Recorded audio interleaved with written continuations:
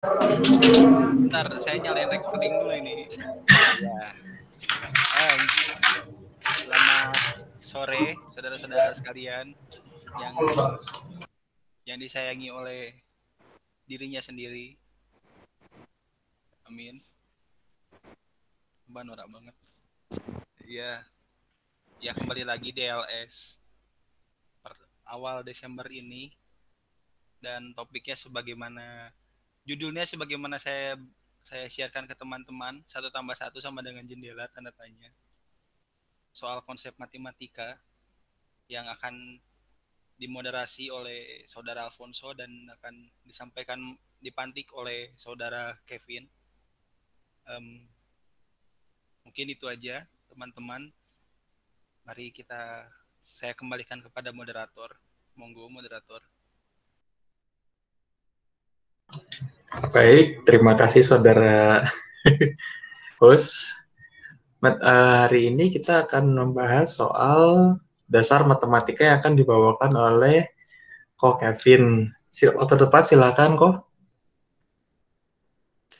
Oke, jadi hari ini kita judulnya satu tambah satu sama dengan jendela ya.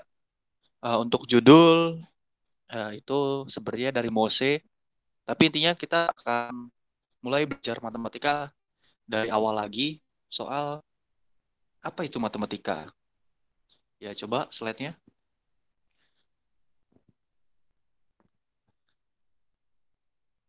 Oke, satu kali lagi kita kan perkenalan. Nah, jadi di sini kita akan belajar ya matematika sebagai apa. Kadang-kadang kan kita kalau apa ya kalau mikir matematika pasti pikirnya ngitung satu tambah satu ya ya seperti yang kita lihat di gambar ini dua tambah dua sebenarnya lima ya mungkin itu yang kita pikirkan kalau di matematika ya. Oke, coba slide-nya. Matematika sebagai alat, sebagai bahasa, dan satu lagi sebagai pola pikir. Ya, jadi di sini matematika itu ada sebagai alat, sebagai bahasa, dan sebuah pola pikir. Nah, untuk lebih lanjutnya coba kita lihat slide berikutnya. Sebuah alat. Nah, matematika sebagai sebuah alat.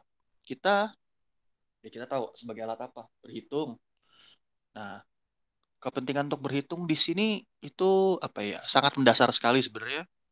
Jadi, yes, ya mau apapun juga pasti ada kita berhitung ya. Kita nggak akan jauh-jauh dari matematika di bidang apapun. Ya paling ya walaupun levelnya nggak tinggi tapi ini suatu kebutuhan dasar yang mungkin ya apa ya? Ya dari SD kita pelajarin, kita ulang sampai SMA. Bisa lanjut kesepakatan simbol-simbol. Nah, nah matematika jadi matematika ini menyediakan yang namanya sebuah simbol. Simbol-simbol seperti satu itu sebagai satu garis lurus, dua yang bentuknya apa ya itu ya melengkung garis seperti mungkin kalau kita belajar di SD atau TK itu sebagai angsa tiga huruf E terbalik dan sekian. Nah ini ada ya mungkin ada sejarahnya mau nanti bisa kalian cari bagaimana tapi matematika ini sebenarnya kita apa ya kita menyediakan kita memberikan sebuah simbol yang untuk lebih gampang digunakan pada dunia sehari-hari. Nggak kebayang kan kalau kita nggak tahu cara menulis angka satu, dua, atau bahkan mungkin kita nggak tahu cara menulis angka 7 gitu. Tiba-tiba kita lagi ngerjain tugas, tiba-tiba lupa, oh iya, gimana sih cara nulis angka 3? Nah itu kan agak apa ya, agak kesulitan di situ. Dan kemudian matematika alat ya sebagai dasar ekonomi, kalau di gambar ini apa ini? Barter ya. Dulu ya kita tahu sebelum ada uang, ada yang namanya sistem barter. Yang ya barter juga kita perlu berhitung. Mungkin ya walaupun perhitungannya belum apa ya seperti uang, tapi ini sudah mulai terbentuk yang namanya perhitungan dan ya sebenarnya dari situ juga sih mulai matematika. Jadi ya emang mungkin matematika mulai dari perekonomian dan kebutuhan manusia. Jadi matematika ini sebagai sebuah alat ya dalam kehidupan sehari-hari lah kita akan bisa lihat sendiri bagaimana kebutuhan akan angka itu. Bisa dilanjut.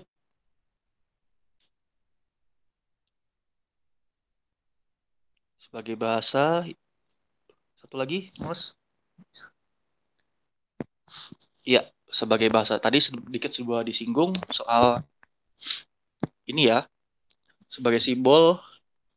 Jadi kan kita kan matematika memberikan simbol seperti angka satu itu bentuknya seperti apa, sebagai lalu tambah seperti apa, sama dengan, dan sampai jadi sebuah ya, mungkin rumusan yang bikin kita bingung.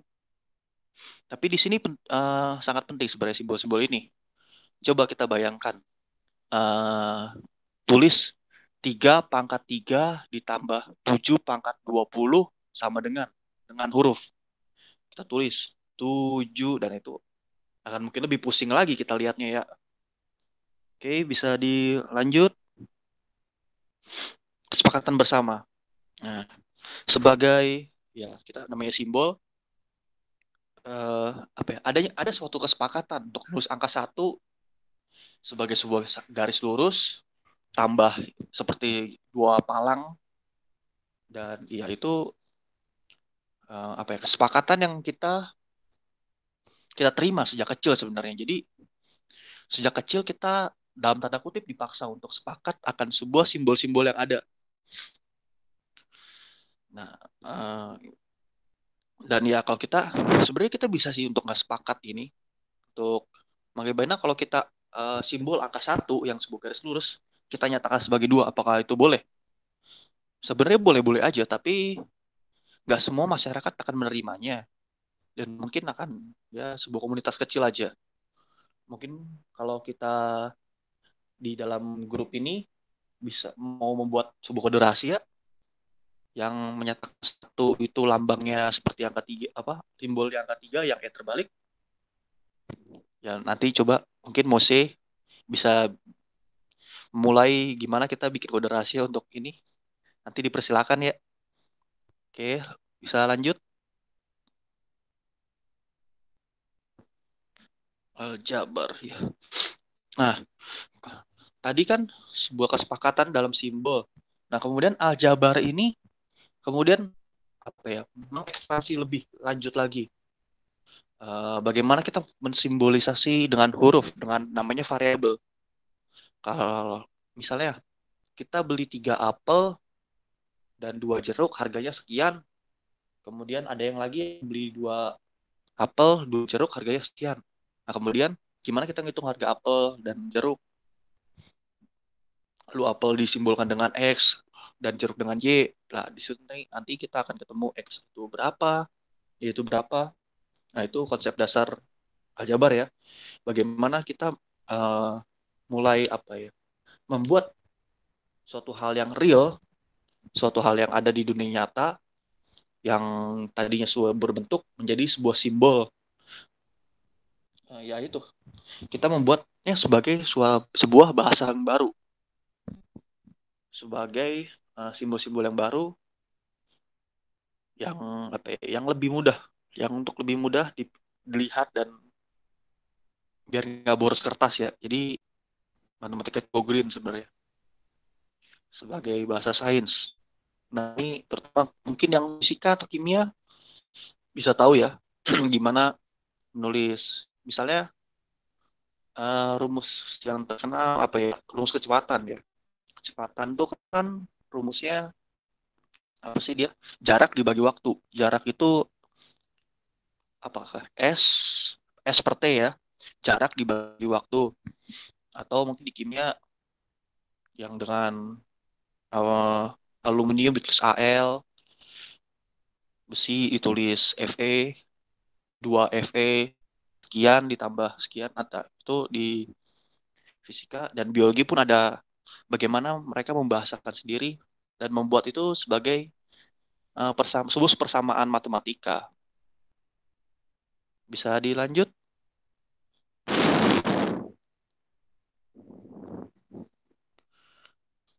Matem- logika matematika. Logika matematika ini ya itu. Jadi bagaimana kita membuat sebuah ini ya runtutan dalam berhitung, dalam ya intinya dalam bermatematika. Nah, di sini juga dalam pola pikir yang kalau misalnya kayak inilah kebenaran, bagaimana membuat suatu kebenaran dalam di matematika yang misalnya kalau bentuknya dan, kalau dia dan itu berarti dua pernyataan ini harus bersifat benar agar sebuah kalimat ini menjadi benar. Nah, di sini kita bisa misalnya apakah 1 tambah 1 sama dengan 5 dan 1 tambah 1 sama dengan 2 itu benar? Jawabannya enggak, karena 2 tambah 2 sama dengan 5 itu bukan yang benar. Nanti di sini kita dilatih berpikir bagaimana membuat apakah ini per pernyataan kemudian akan dipilah, lalu kita buat ini kemudian akan menjadi suatu yang istilahnya apa ya, tautologi, perhitungan kebenaran ya. Tapi dengan syarat kita harus sudah mengetahui dulu sebelumnya apakah pernyataan yang paling detailnya ini, paling kecilnya ini mempunyai punya nilainya itu sudah benar atau belum. Bentuknya kalau di yang lain itu apa ya, dari dasar dulu ya mungkin ya, dari hal-hal yang kecil kemudian kita gabungkan apakah ini akan diuji kemudian di matematika, di logika, untuk mendapatkan apakah sebagai sebuah keseluruhan ini mempunyai nilai kebenaran yang benar. Dari itu kemudian pola matematika itu sebuah pola. Misalnya dalam perkalian ya. Kalau jadi matematika sebenarnya apa ya, semua pola, semua di matematika itu pola, mulai dari perkalian atau penjumlahan. Yang namanya misalnya 2 tambah 3 sama dengan 5 atau 3 tambah 2. Jadi urutan siapa yang di depan, siapa yang di belakang itu apa ya namanya, apa substitusi atau apa ya? Aku lupa namanya. Intinya dia dibolak-balik mempunyai nilai yang sama. Itu adalah sebuah pola dalam penjumlahan. Tapi pola ini tidak bisa dipakai dalam pembagian atau pengurangan. Nah, kemudian ya dari ini juga namanya pola ini kita bisa nanti tarik dalam logika, kita uji lagi. Nah, kemudian kita iterasi sampai kita menemukan sebuah itu kebenaran. Bisa dilanjut?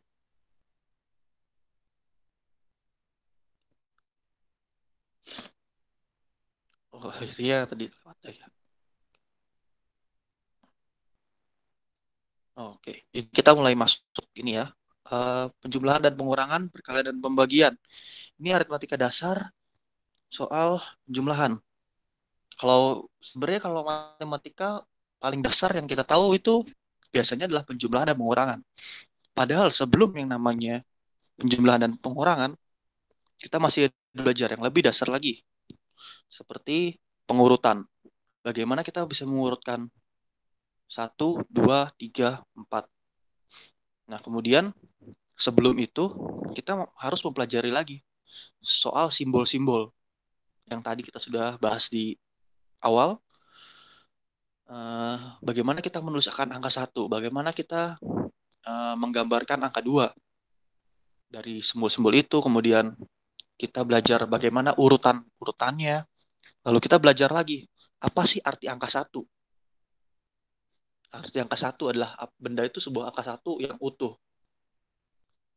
Misalkan sebuah apel ini ada di meja utuh, nggak belum apa-apakan, belum dimakan, dan kemudian kita tambahkan kita bawakan lagi satu lagi, kemudian menjadi 2, lalu kita urutkan 1, 2, dan ada lagi menjadi 3, dan kemudian dari sini adalah konsep penjumlahan. Dari yang awalnya 1, kita ambil 1 lagi, Nah, kita ambil ini kemudian kita bahasakan sebagai sebuah tambah penjumlahan. Satu. Dan sebaliknya, bila kemudian ada dua ini, kita ambil dan itu menjadi dua itu menjadi satu lagi. Dan kemudian kalau satu ini, kalau ada satu apel, kita gigit. Itu kemudian dia akan berkurang, tapi tidak berkurang satu. Karena masih ada di situ. Tapi nggak satu, dia nggak utuh dua, bukan utuh lagi. Nah ini kemudian konsep ini menjadi pecahan. Jadi dia masih ada, tapi bukan satu. Dan tapi bukan nol juga. Sebuah konsep yang ada di antara satu dan nol. Kemudian setelah penjumlahan dan pengurangan, kita maju dalam konsep perkalian dan pembagian. Itu kalau apa ya, paling gampang adalah ketika kita perkalian itu apa ya, mulai dari menghitung luas. Itu awalnya dia menghitung luas. Ketika ada tanah memiliki panjang yang kira-kira satu sisinya 3 langkah, kemudian di sisi lainnya 4 langkah, menjadi 3 kali 4. Bagaimana menghitungnya? Kita hitung 3 langkah ke depan, lalu kita berbalik 3 langkah juga, 3 langkah, 3 langkah, menjadi 3 kali 4. Yaitu dari 3, 3, 3, dan 3 yang kita jumlahkan. 3 langkah, 3 langkah, 3 langkah. Dan kemudian konsep jadi sebuah luas yang akhirnya 3 kali 4 adalah kita mengulangi 3 itu 4 kali. Dan ternyata ini berlaku sebaliknya. Karena kalau ketika kita berjalan dari sisi yang satu lagi, kita berjalan 4 langkah, 4 langkah, dan 4 langkah. Menjadi 4, 4, dan 4. Yang memiliki hasil yang sama. Dan ya kita tahu, yang namanya luas sebuah daerah kan nggak mungkin tiba-tiba berkurang, kecuali apel yang dimakan tadi. Bisa dilanjut?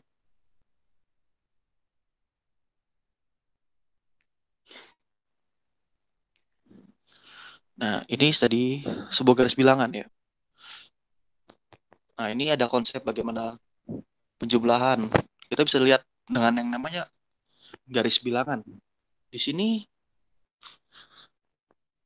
nah di sini kan kita pertama kali kita memulai dengan mengurutkan 0 sampai 6. Maju 2 langkah dari 0 menjadi 2, dan dari 2 kita maju lagi 3 langkah menjadi 5. Ya, ini menjadi 2 tambah 3 menjadi 5. Di sini konsep-konsep yang dasar dalam matematika, nggak sebenarnya apa ya, nggak harus sih kita langsung benar-benar berhitungan dengan kayak gitu. Tapi dengan perhitungan yang bisa kita lakukan ini sebenarnya mempermudah konsep yang ada. Jadi apa ya, alat bantu. Sebenarnya matematika pun bisa dikatakan kalkulator. Eh, apa ya? Cuma ya kita hitungnya manual. Kalau kalkulator yang sekarang kan sudah ini, sudah apa ya? Sudah otomatis. Sudah otomatis ada hasilnya. Kita pencet sambungnya langsung sudah ada hasilnya. Tapi di sini ini kan jarak antar angka itu tetap, yaitu 1 langkah. Tapi pada kenyataannya kita masih bisa berjalan namanya setengah langkah. Seperti apel. Kita bisa makan 1 gigitan, 2 gigitan.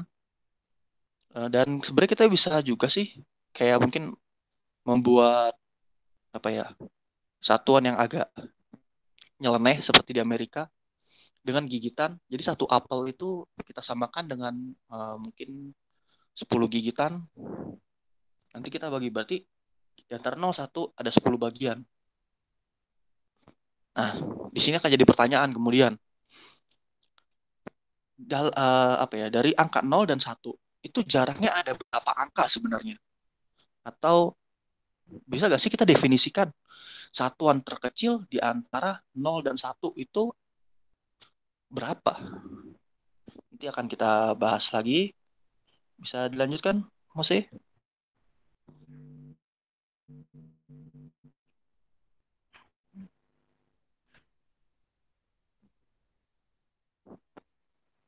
Oke, ini dalam geometri. Nah, geometri juga konsep dasar yang muncul di matematika awal ya.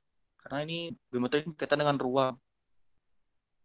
Berkaitan ruang yang mulai dari dasar yang seperti saya ceritakan tadi dengan langkah tadi. Dimulai dari konsep perkalian, konsep aritmatika dasar, dan mulai konsep ruang. Paling mudah ya tadi sih, hot persegi. Nah, kemudian orang mulai mencari bagaimana dengan bentuk-bentuk yang lain. Segitiga, trapesium, ya mungkin atau dalam diagonalnya dari sebuah persegi. Nah, kemudian akan konsep itu terus diuji lagi kasus yang berbeda, kemudian akan ditentukan pola-polanya, sifat-sifatnya, misalkan tinggi segitiga, bagaimana menghitungnya, dan luas segitiga itu setengah dari luas persegi, terutama kalau memang segitiga siku itu bisa dibuktikan. Ya, geometri sendiri itu punya dua bidang pokok, yaitu analis dan Euclid.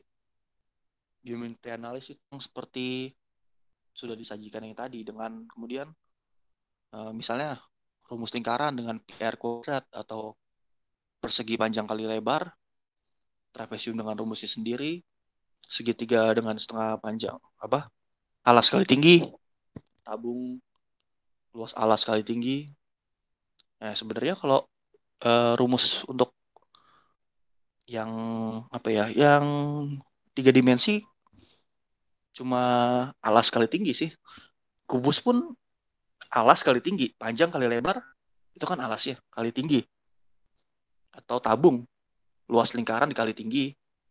Atau dengan prisma yang alasnya segitiga, lalu kali tinggi.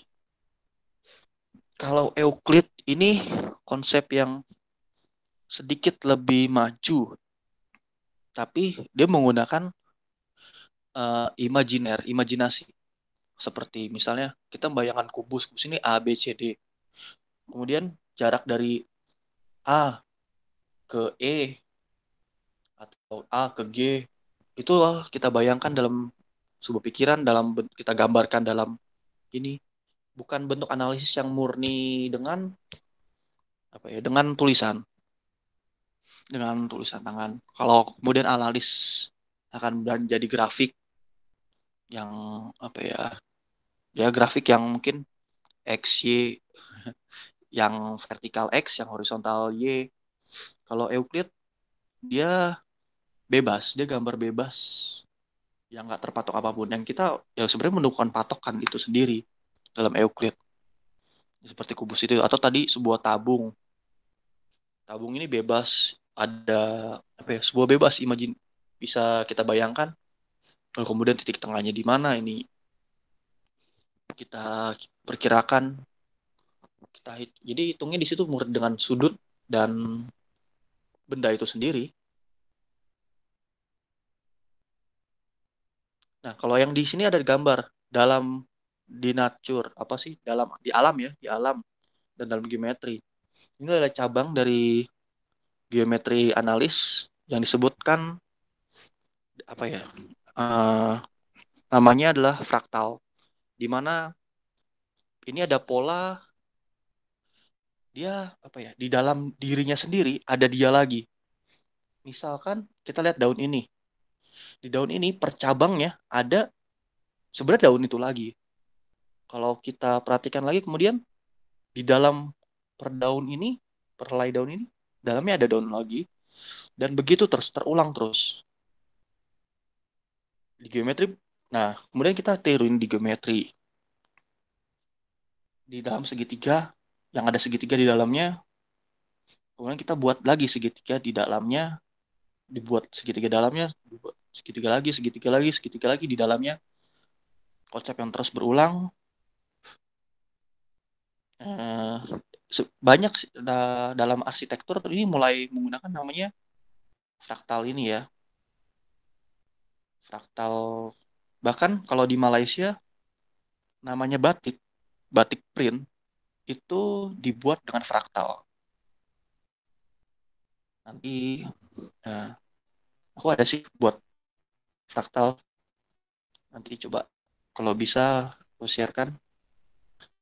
Lalu dalam konsep di geometri tracker ada dimensi lain. Dalam geometri, dalam matematika kan kita membuat namanya sebuah pola. Nah, dalam geometri ini kita bisa membuat yang namanya dimensi lain. Dimensi yang bukan bukan maksudnya bukan dimensi lain yang kayak di film-film ya. Dimensi lain yang ada alien atau ada apa. Tapi ini dimensi yang di atas bidang 3 atau di bawah kita. Seperti kita tahu ada luas, panjang kali lebar. Ini adalah dimensi 2. Adalah dimensi lain. Tinggal tapi bisa kita perhatikan. Tapi bagaimana dengan dimensi di atas kita? Itu bisa kita jelaskan di geometri dalam konsep ruangnya. Dia ada yang namanya hypercube, adalah kubus di Suara lu kecil dimensi banget, bro. keempat.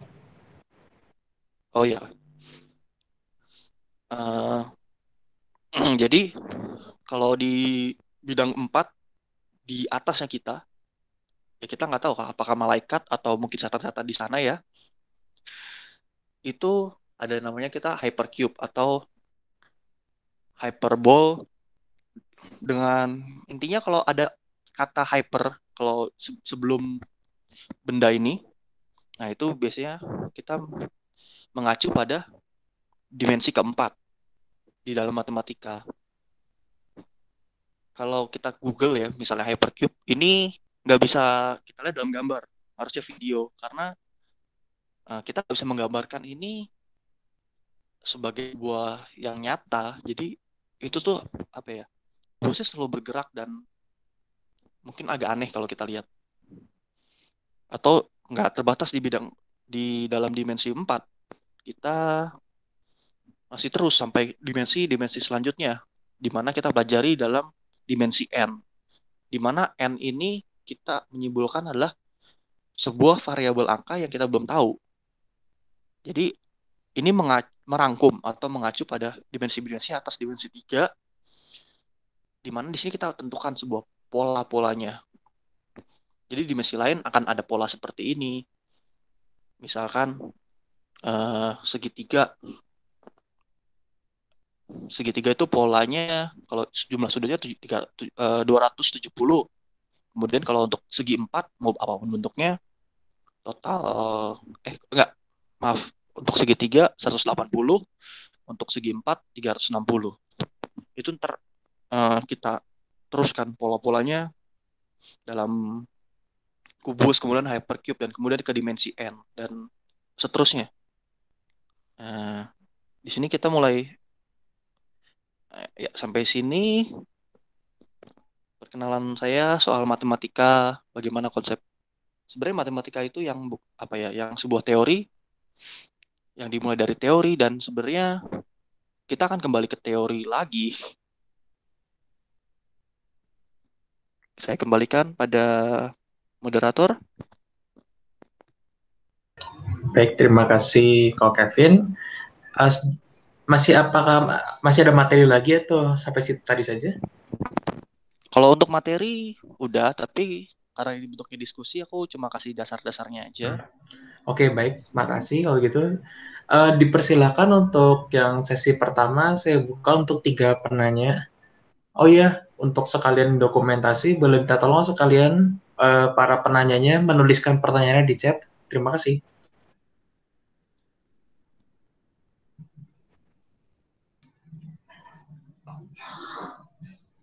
Dipersilakan kalau dia sudah mau bertanya. Sekalian tulis di chat juga, kolom chat maksudnya.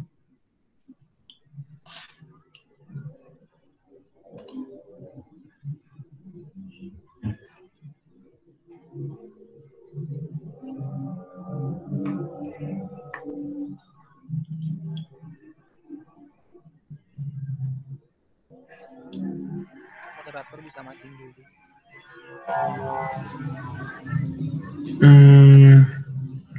Mancing dulu ya. Oke. Kalau dari, ya udah kalau gitu berarti saya dulu yang tanya dulu ya, berarti ya. Kalau ngelihat kan dari dasarnya, sebenarnya matematika itu kan hitungannya sebenarnya kan simpel lah ya, terhitungnya lah ya. Lalu yang kira-kira membuat itu semakin kompleks tuh apa kira-kira? Apakah karena ukuran kebutuhannya atau karena mungkin dalam tanda kutip kita sebagai umat manusia makin kompleks atau bagaimana mungkin kira-kira? Kebutuhan ya, tapi kalau kebutuhan ya ada aja sih. Tapi kemudian di ekonomi dan bidang-bidang lain muncul konsep-konsep baru, lahirlah konsep baru. Oh, terutama di bidang sains ya. Kalau sains kan akan apa itu kebutuhan itu motor apa namanya ya integral pun atau limit. Nah itu sebuah konsep yang muncul karena kebutuhan. Atau sistem bunga perhitungan tadi kan aku kasih contoh barter misalnya. Nah kemudian muncul uang. Nah dari uang ini cuma ya paling perkalian dan segala macam atau penjumlahan dalam jumlah besar. Kemudian lagi ada yang namanya bank. Dari bank muncul namanya sistem bunga. Atau mungkin dari itu udah ada dari sebelum bank ya, bunga pinjaman atau apa itu. Nah bunga ini kan dari situ kita belajar yang namanya konsep persentase. Misalnya 10%, kita pinjam 10%, kita harus kembalikannya 110%. Nah itu berkembang dari sistem bunga, nanti kemudian berlanjut sampai ada yang namanya ilmu baru yang namanya aktuaria. Nah itu yang berhubungan dengan statistik dan bunga-bunga dan yang lainnya lah. Bagaimana? Oke, Atau mungkin baik. yang biologi, gimana matematikanya di biologi bisa sharing?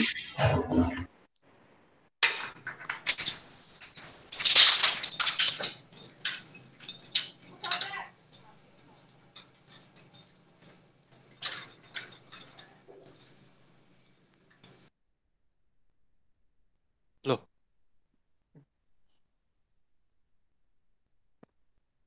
Halo.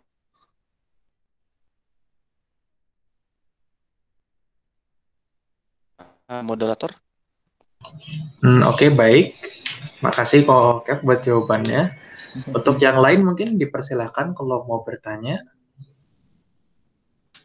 Apakah ada yang mau bertanya mungkin? Mas Bagas mungkin? Atau Mas Hendri? Kalau dilihat secara dari filsafat gimana nih? Kalau gini ya teman-teman ya, sorry aku nggak baca kemarin. Tapi kalau menurut tanggapannya Kevin tadi sih, gue masih kurang setuju ya. Karena pada prinsipnya menurut gue matematika itu bukan sains, teman-teman. Ya, orang kalau berpikir bahwa matematika sains itu salah. Matematika itu bahasa. Jadi kalau pertanyaan Alfonso tadi adalah kenapa matematika itu kompleks kan? Jawabannya sederhana. Bahasa itu kompleks. Ya. Bahasa itu kompleks. Bahasa itu merupakan sebuah agreement, sebuah kesepakatan. Jadi misalnya di bahasa Inggris, kenapa objeknya di belakang, adjektifnya di depan? Ya kan? Jadi kalau darah itu merah kan red blood. Ya kan? Kenapa kalau di bahasa Indonesia dibalik? Jadi darah merah. Karena pada dasarnya yang dinamakan bahasa itu kan sebuah aturan logika ya. Nah, aturan logika ini di dalam sebuah masyarakat pasti berkembang terus. Nah, kau coba ditanya sama Kevin tentang sejarah matematika. Tentang misalnya 1/0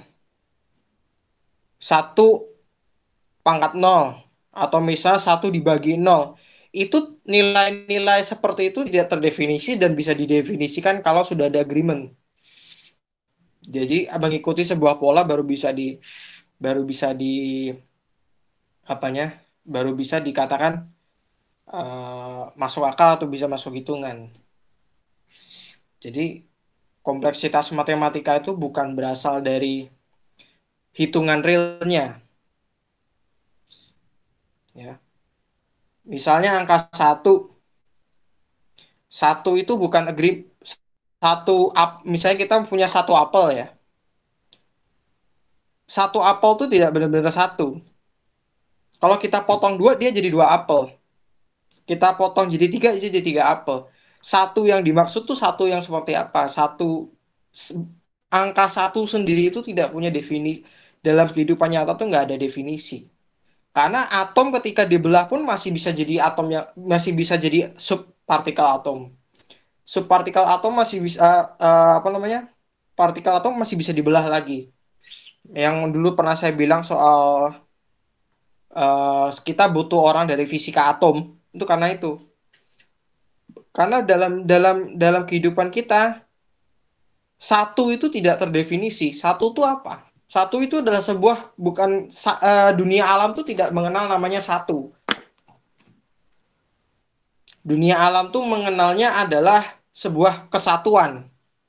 1 adalah sebuah kesepakatan bersama.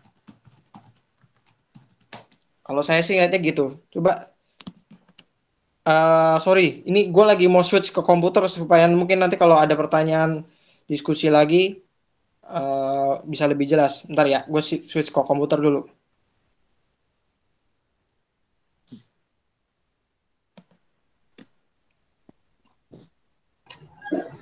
Ya, Oke.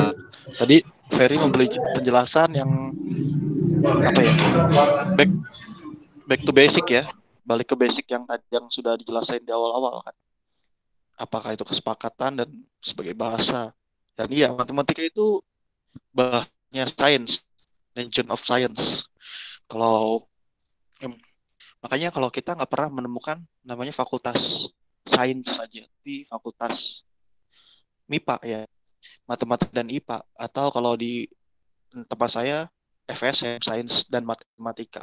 Karena ya itu, matematika itu bukan sains. Matematika itu ilmu pasti, tapi bukan sains.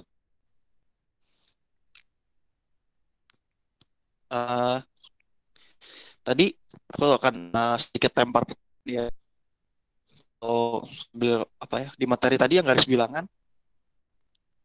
ada gak apa sih jawabannya ya? Di antara 0 dan 1 itu ada berapa sih isinya, atau pohon paling kecilnya itu apa di antara 0 dan 1 itu?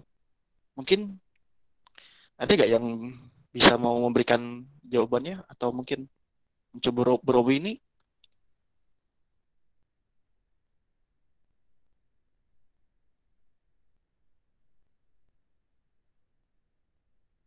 Moderator? Iya, baik.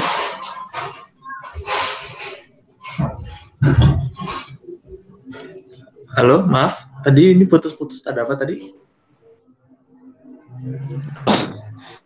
Ini soal apa ya? Tadi kan aku kasih soal apa ya? Di garis bilangan ya.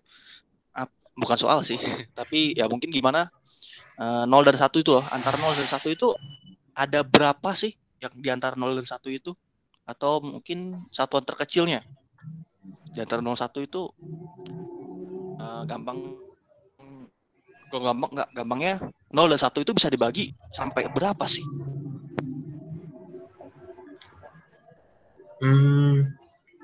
Oke. Dari floor mungkin ada yang tertarik mau mencoba jawab.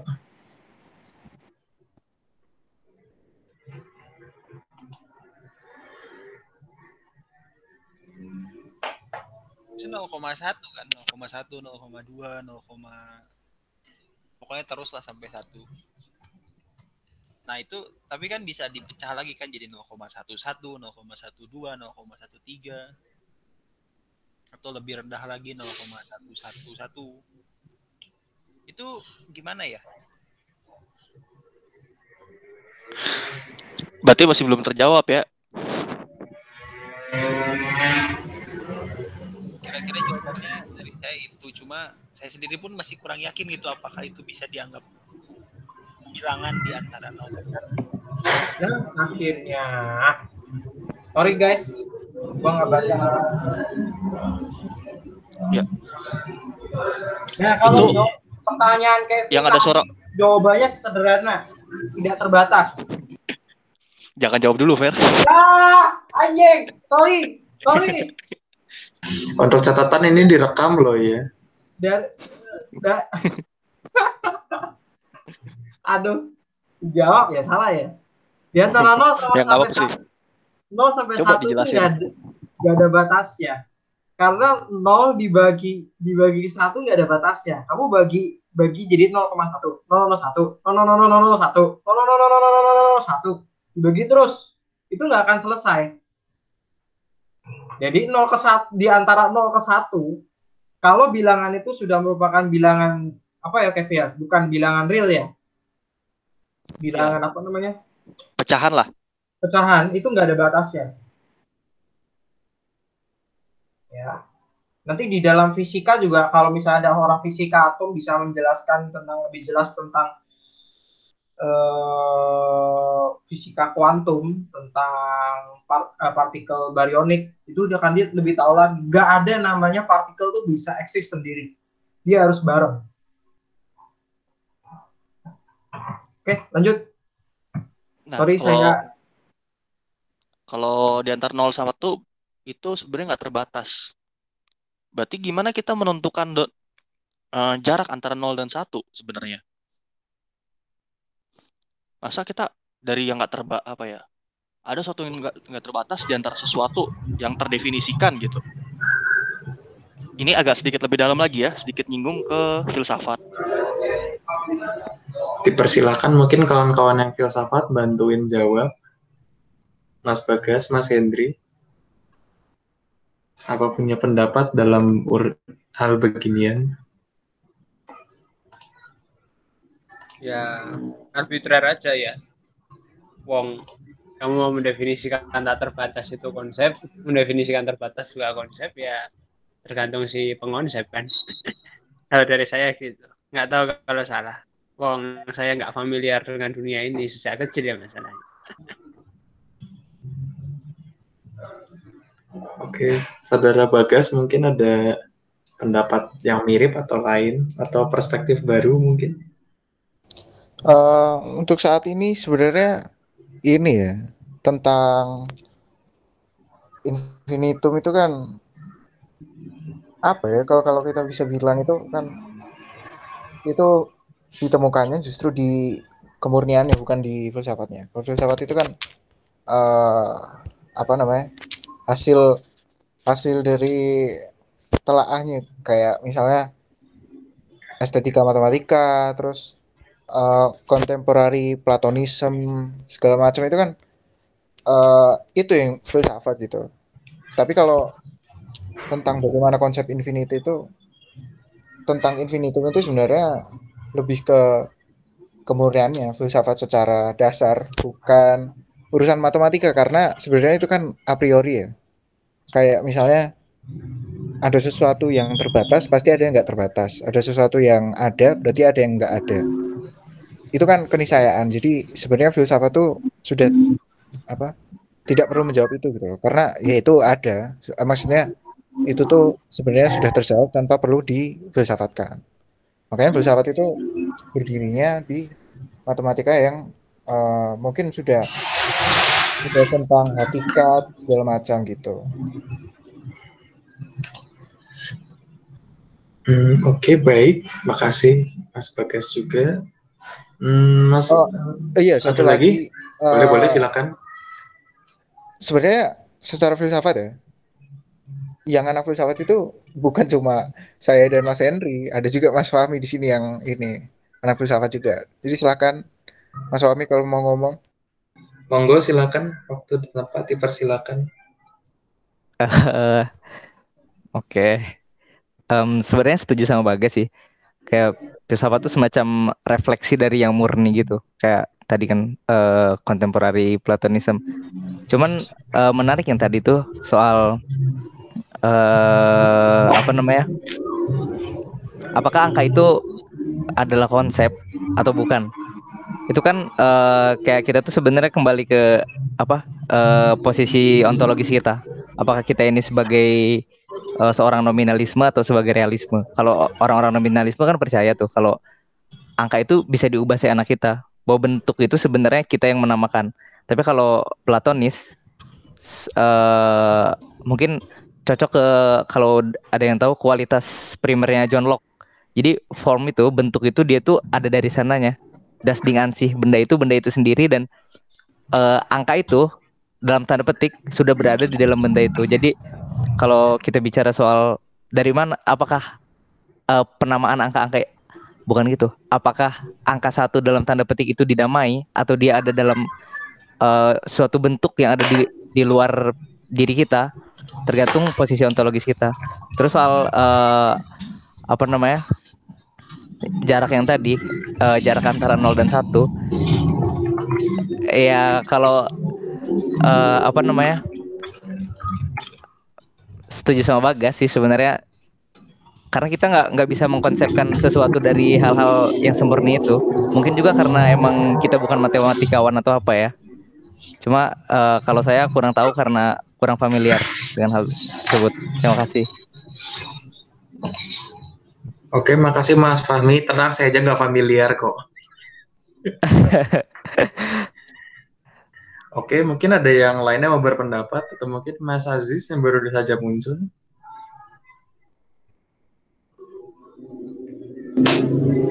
Atau ada lagi yang lain yang mau bertanya? Aku mau nanya, halo, Monggo Mas Mose. di fisika itu seingatku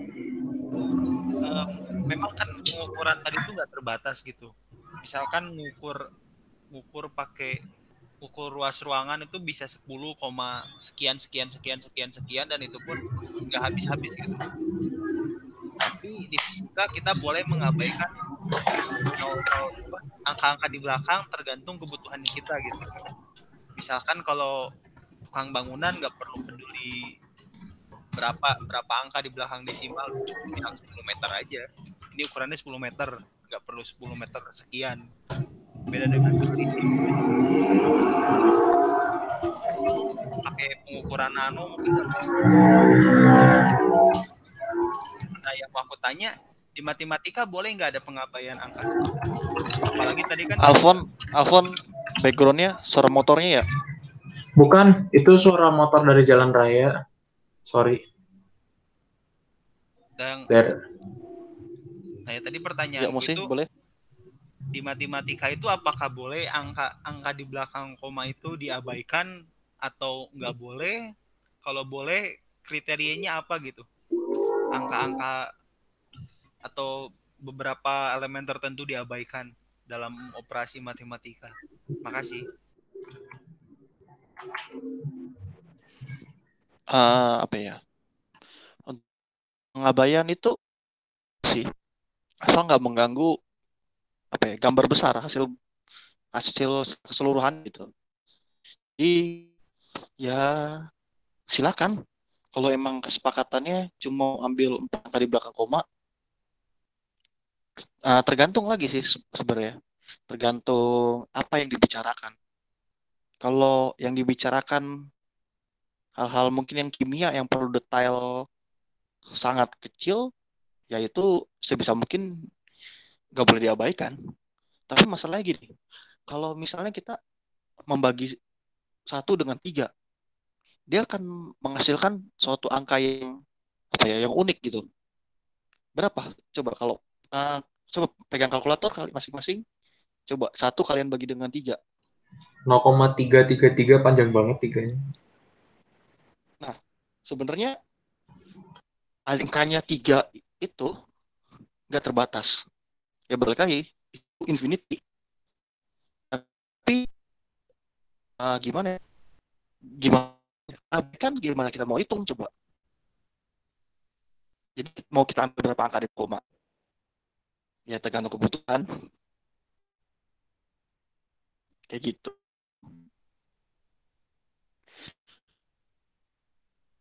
Coba 0, sampai ini sih. Ini gimana?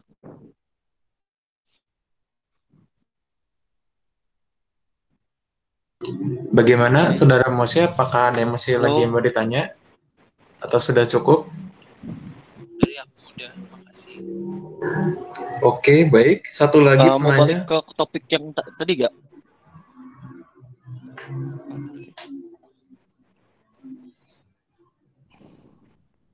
Topik yang mana kok? Yang pertama atau yang mana?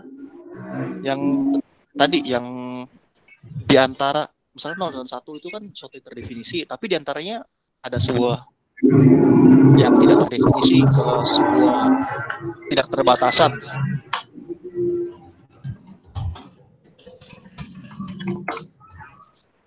Ya mungkin boleh kalau mau.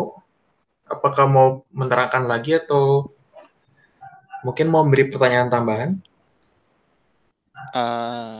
Kalau yang lain ada yang komentar dulu gak?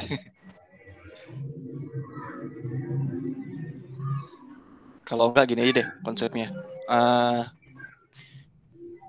Ini sebenarnya bersinggungan sama yang Mosi bilang tadi. Kalau kita misalnya dalam meter, 1 meter itu sudah terdefinisi. Iya enggak? Tapi di antara meter ini masih ada yang namanya senti. Masih ada yang namanya mili.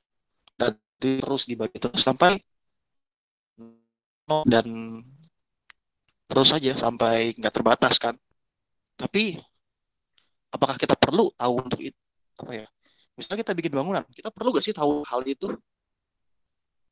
Kan enggak. Jadi sebenarnya kalau dalam matematika, yang namanya manusia atau sesuatu yang hidup ini, itu tuh selalu kita hidup di tengah yang namanya. Di tengah-tengah suatu yang tidak terbatas. Apa ya? Jadi kita dijepit di antara suatu sangat kecil yang tidak terbatas dan suatu besar yang tidak terbatas. Di sini memperluas daerah tengah kita itu.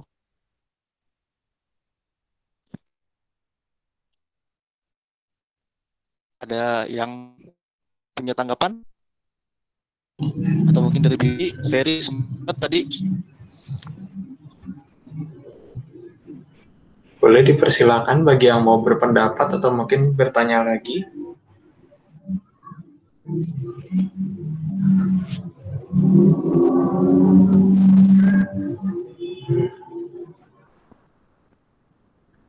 Dari Mas Bagas mungkin atau dari kawan-kawannya, Mas Fahmi, Mas Aziz yang baru saja muncul. Apakah ada mau berpendapat mungkin?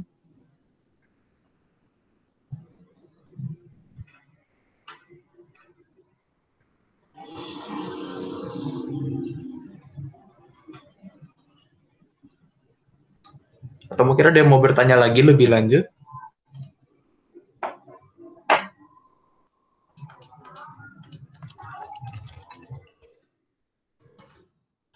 Wah, no idea ya. Maaf banget. Kalau soal filsafat matematikanya, matematika seperti apa? Di matematika kan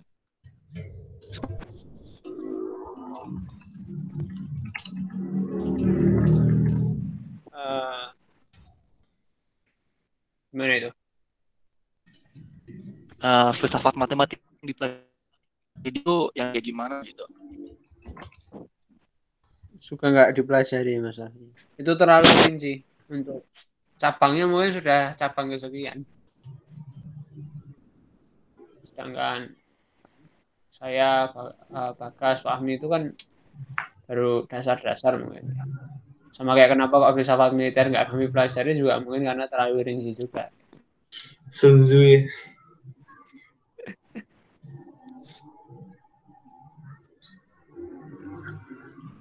Oke, baik. Apakah ada yang masih mau bertanya lagi mungkin, atau mungkin ada menanggapi yang sebelum-sebelumnya?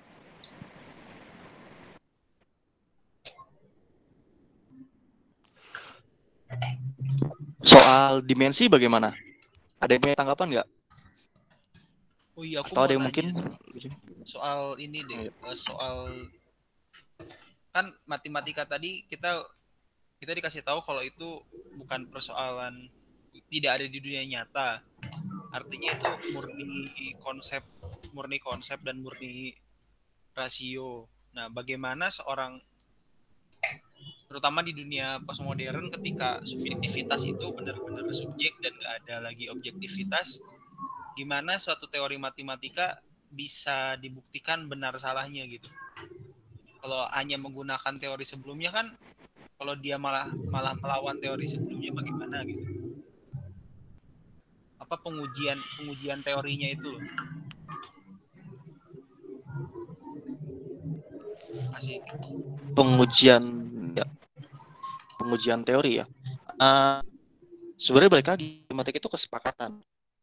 Jadi setiap hal yang kita beri nilai, punya suatu hal yang kita berikan simbol lah gitu. Balik lagi kesepakatan. Ketika teori yang misalnya tiba-tiba ada yang matahin teori Pythagoras, nah ini yang kemudian yang perlu dibuktikan. Nanti apakah kita akan menghitung segitiga dari awal lagi atau gimana? Nanti kesepakatan ini mungkin bukan sebuah menjatuhkan teori yang lama, tapi lebih mungkin detailnya yang berbeda.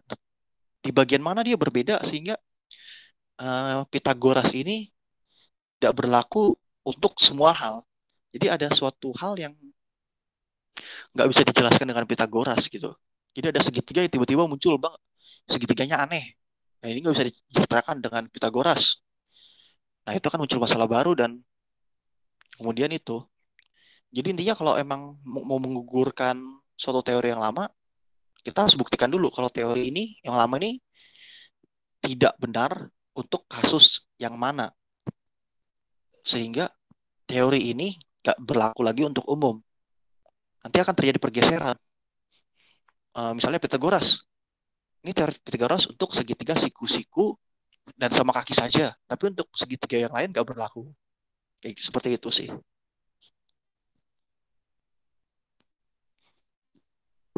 Oke, baik, makasih kok. Gimana, Moshe, apakah ada tanggapan lebih lanjut? Atau mungkin yang lain udah mau menanggapi lagi? Berarti teori yang baru itu juga berlaku untuk kasus khusus yang tidak bisa dipenuhi oleh teori sebelumnya, bukan untuk mengganti total gitu. Sifatnya gitu ya teori matematika, atau mengganti total bisa sih. Oh. Kalau mengganti total bisa. Bisa, tapi kebutuhan kalau kan Pythagoras misalnya teori yang cukup sederhana kayak seperti inilah mekanika yang sekarang tetap dipakai walaupun sebenarnya udah ada fisika kuantum yang bisa dalam tanda kutip menghentikan dan mempelajari yang lebih detail. Tapi untuk anak SD kita suguhin fisika kuantum gimana ya? Jadi tergantung kebutuhan sih masyarakat untuk pendidikan dasar yang emang orang yang belum tentu fokus ke bidang tertentu itu ya kita pasti ambilnya pakainya lebih sederhana yang lebih umum ditemui. Ya pasti kalau Pythagoras akan pakai terus Pythagoras, kecuali orang ini mungkin di bidang arsitektur mungkin yang akan menemui segitiga yang sangat aneh bisa sampai dia nggak bisa pakai teori Pythagoras seperti itu.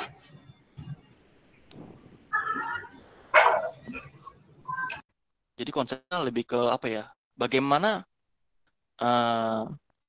penyederhanaannya sih di masyarakat bisa dijelaskan lebih ke kebutuhan lagi.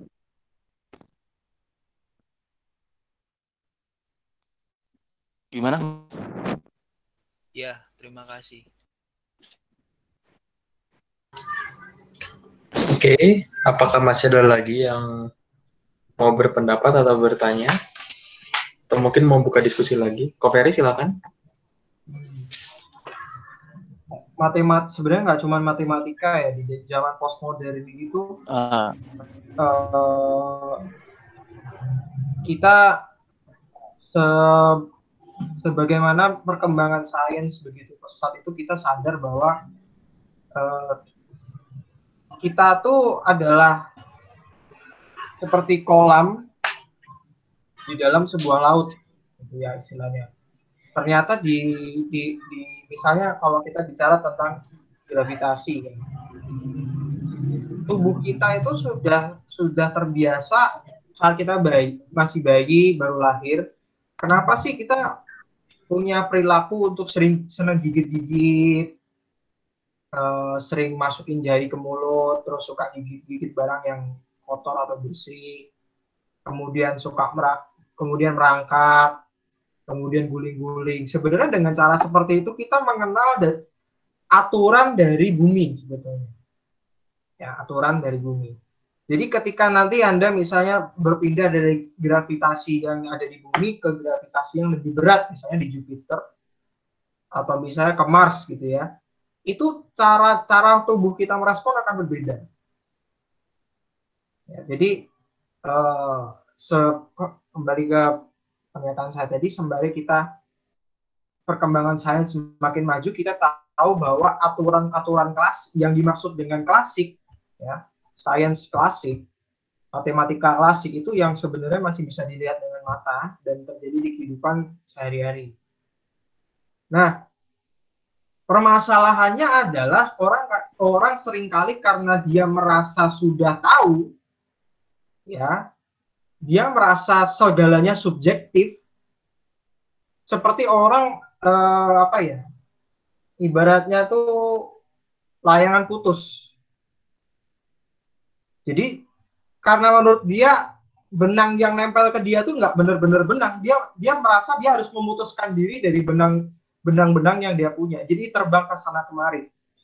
Kalau kamu mengatakan bahwa segala di dunia ini subjektif, ada problem besar. Kamu masih tinggal di bumi, masih tinggal di tengah masyarakat yang punya aturan yang masih pakai aturan klasik. Ya. Jadi orang-orang itu seperti kalau seumur hidupnya dia tinggal di sebuah kota kecil, gitu ya, yang semua orang kenal dia, semua orang pasti nolong dia, gitu kan, dalam tanda kutip orang yang jago kandang. Ketika dipindahin ke kota besar, orang seperti ini kaget. Di kota besar tuh banyak dunia tuh lebih luas daripada yang kita duga. Gitu kan. Terus orang ini tiba-tiba, oke, kalau ternyata prinsip yang selama ini gue pakai di kampung salah, berarti gue lebih baik gak punya prinsip. Gue hidup menurut keinginan gue.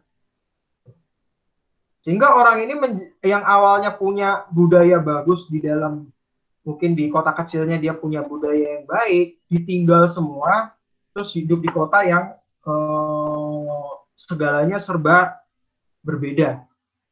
Nah, ketika dia balik lagi ke kota kecilnya ini untuk pulang kampung, ini masalahnya.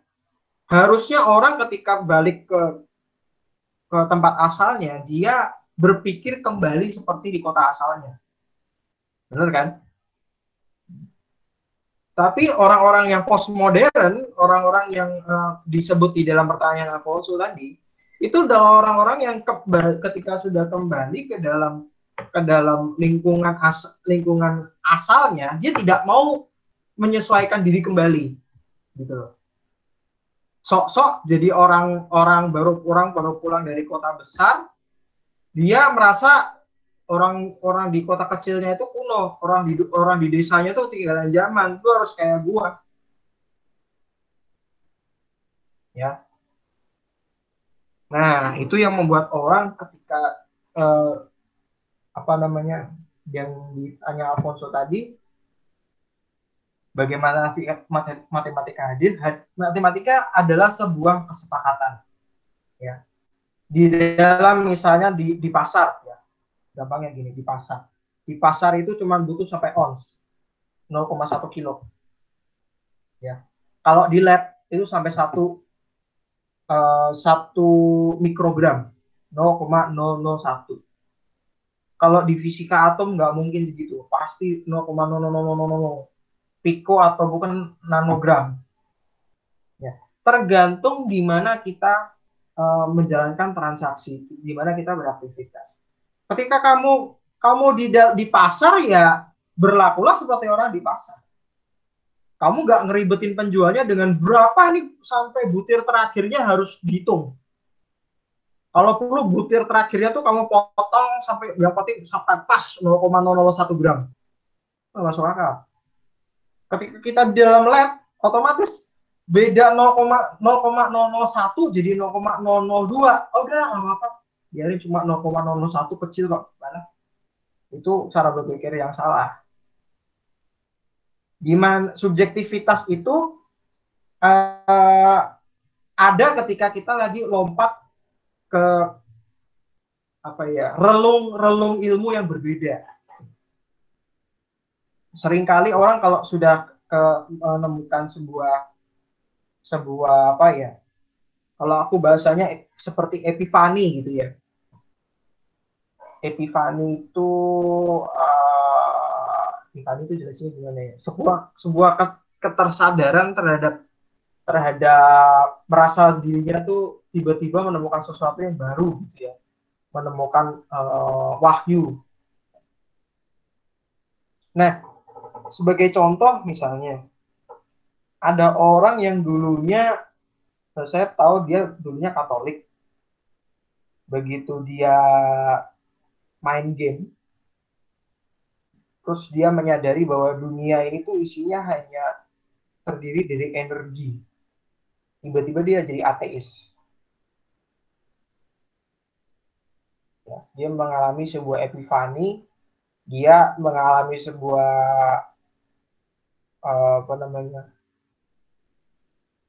bukan culture shock ya, seperti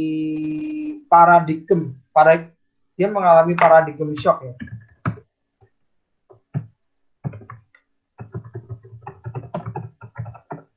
Jadi cara pandang hidupnya tiba-tiba berubah drastis. Nah, dia merasa kehidupan lamanya tuh nggak berarti lagi.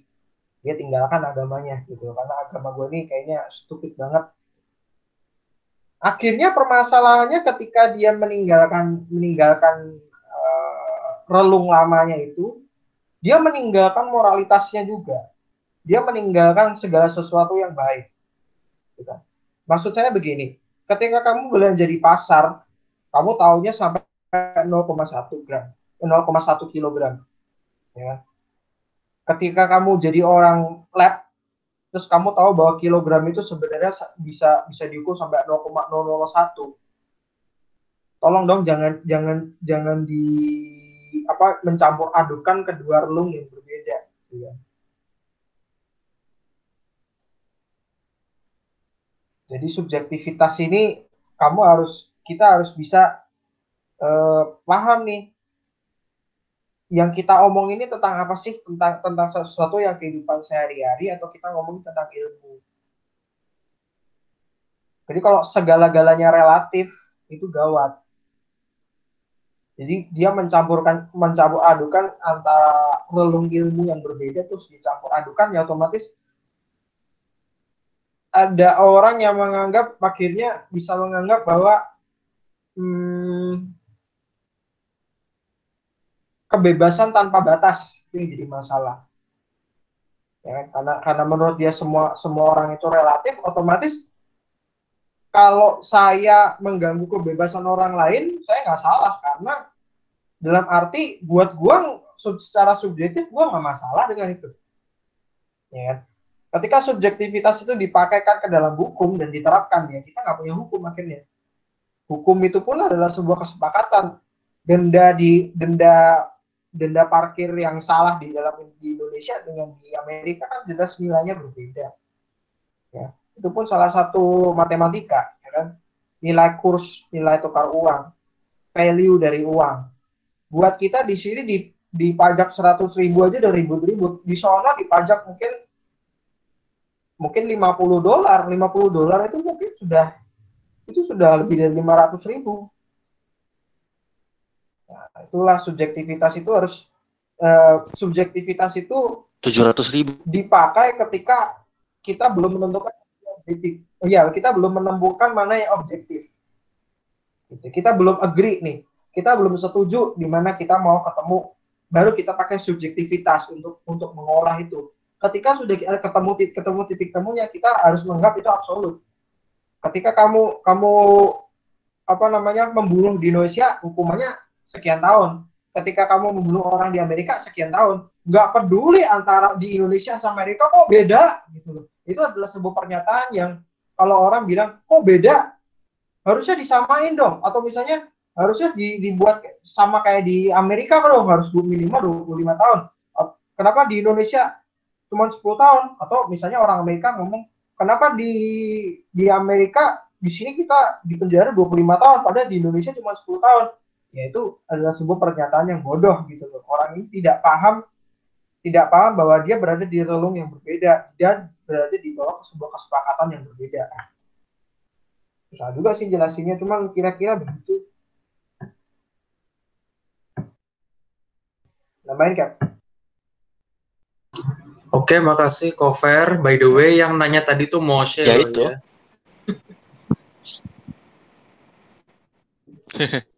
Afan nulis doang. Oh sorry ya, tadi mau sharing. Oh ya.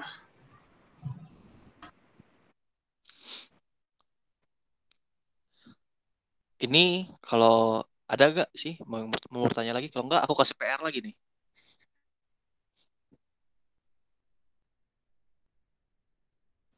Udah langsung aja PR-nya. Kayak ngerjain aja. Ya udah. Ya iya. Gini deh, garis deh. Kita kan tahu kan garis itu seperti apa ya? Bisa gak sih kita tuh definisiin garis itu dalam pola pikir matematika ya? Bisa gak coba? Ada atau apa itu garis?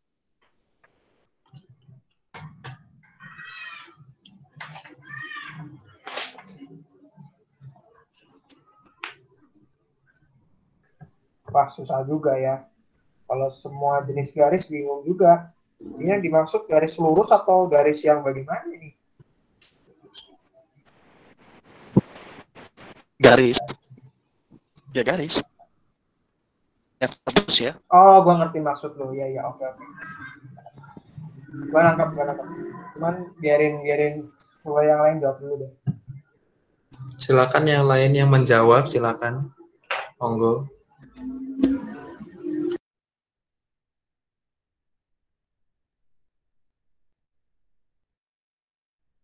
Gimana tadi pertanyaannya? Maksudnya udah aku kisi-kisi loh. Gimana tadi pertanyaannya? Garis itu apa? Garis itu apa? Titik ketemu titik. Iya. Definisinya setauku jarak dari titik ke titik. Jarak aja. Sebuah jarak. Jadi nggak ada itu.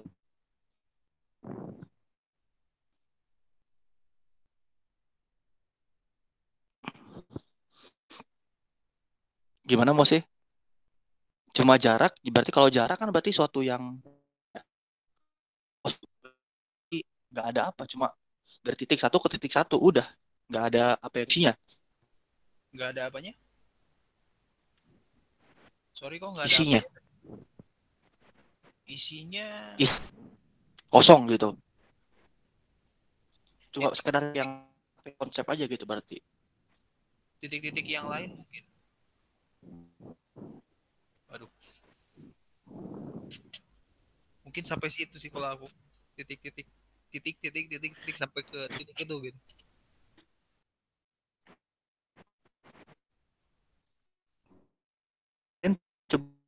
Ini ada aja sih. Oh, yang filsafat deh coba. Kayaknya banyak yang filsafat ini.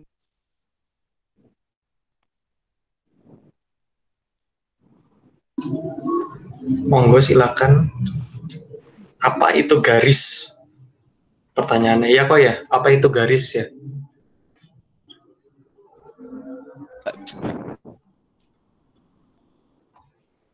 Monggo silakan Mas Hendri, Mas Fahmi, Mas Aziz, silakan.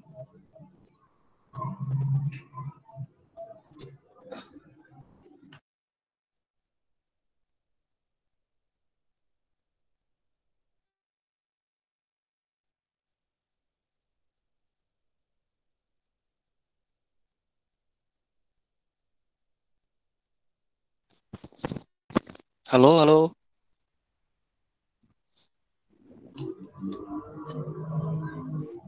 Halo, ya. Garis ya. Ya definisi standar aja sih seperti yang saya katakan. Pertemuan dua titik gitu.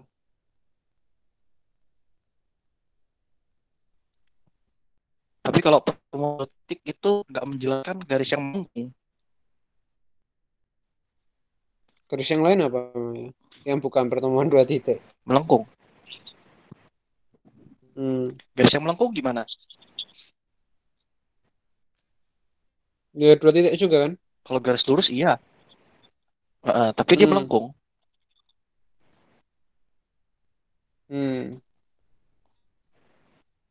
Menjelaskan di melengkung itu berarti. Memangnya kalau melengkung tidak ketemu?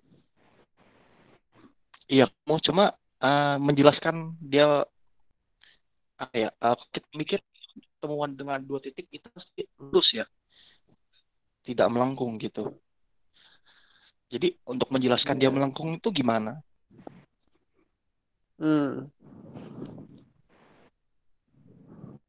Susah juga ya. Masih no clue.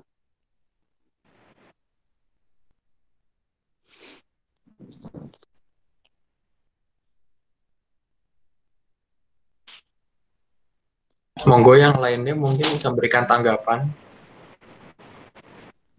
Alfon gimana? Ada nggak? Kalau saya sih bilangnya sih ya mirip kayak emosi tadi mungkin ya. Titik ketemu titik, cuman ya ketemunya gimana itu bukan masalah karena pada akhirnya kebentuk garis. Entahkah dia garisnya mungkin udah nggak dapat bahan juga kan?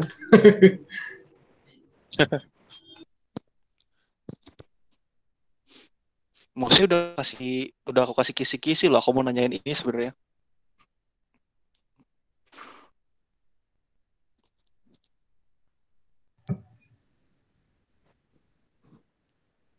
Jadi garis itu adalah kumpulan dari titik-titik di dalam sebuah koordinat yang berurutan dan jumlahnya tidak terbatas. Itu artinya garis. Jadi sebuah garis itu entah dia lurus atau melengkung, itu secara matematika dia bisa dipotong menjadi koordinat-koordinat. Dia bisa dicacah. Seperti di dalam garis bilangan yang tadi. Jadinya titik-titiknya misalnya di antara dua poin A dan poin B. Entah dia lurus, entah dia melengkung. Titik-titik garis itu, sebuah garis itu bisa dipotong menjadi sebuah 10 bagian titik-titik. 10 titik-titik itu bisa dipotong jadi 100, potong jadi 1000, dipotong menjadi 1 juta, terus 1 miliar. Ketika mereka berurutan dengan tidak terbatas itu, mereka sangat dempet dan berurutan tidak terbatas, mereka akan membentuk garis. Jadi sebetulnya yang dinamakan garis itu adalah kumpulan titik-titik.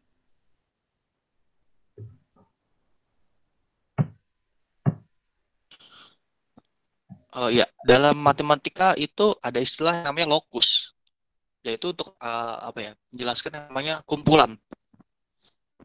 Yaitu, jadi kalau garis itu simpelnya dalam matematika adalah locus of point. lokusnya poin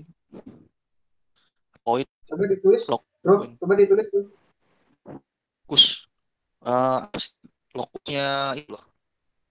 Kalau serangga itu lokus Oh, nggak pakai T. pakai lokus. Kalau serangga kan kok bisa bisa lokus sama sih. Sesuatu yang banyak dan nggak sulit dihitung lah. Jadi ya kumpulan titik-titik dia terus aja. Nah dari konsep ini sebenarnya itu kumpulan di angka-angka, kumpulan dari pecahan yang dari 1/juta, 2/1 juta, masih di tengah lagi. Itu juga begitu. Ya balik lagi ke konsep yang suatu tidak terhingga, yang kemudian yang tidak terhingga, matematika posisi di tengah-tengah. Itu nggak pakai T, bro. Lokus. Nah sih lo. Agak pakai T, gue udah ngecek nih. Karena lokus di dalam biologi juga ada. Oh, beda. Yap. Lokus dipakai di dalam genetika. Itu ada yang benar. Kalau dalam biologi itu untuk Ya pokoknya itulah lokus. untuk genetika. Jadi sebuah region di dalam DNA yang mengkode sesuatu yaitu lokus.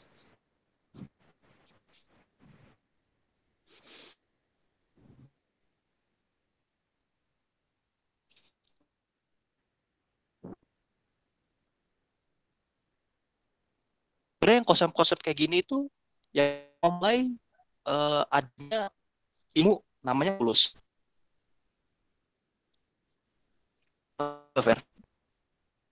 Nah, apa?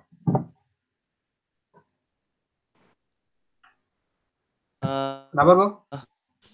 Kayak gini tuh justru yang memulai namanya Halo? ilmu.